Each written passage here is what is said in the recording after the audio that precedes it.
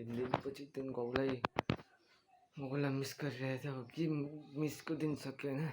म गाउँ आएँ। अब हेर्छु साथीहरू कत्रो भयो अन्त कहिले आइसौ?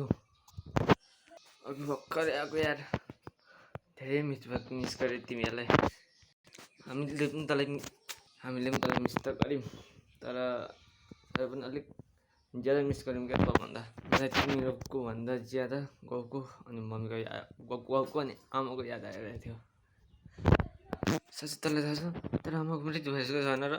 मलाई थाहा छ हो आमाको मृत्यु भइसकेको छ। तर पनि के गर्नु जति रुनु थियो अब रोइसक्यो। अब ज्यादा रुनु हुँदैन।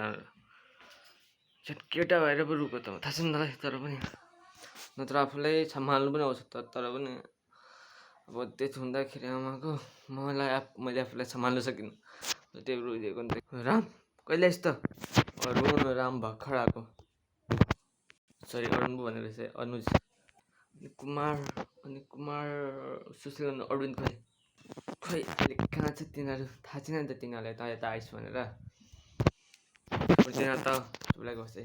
म तिनीहरूलाई सरप्राइज दिन्छु। सरप्राइज दिनु पर्दैन हामीलाई। हामी आयौँ भनेर भन्दैन क्या। यस्तो भन्ला नि त फेरि।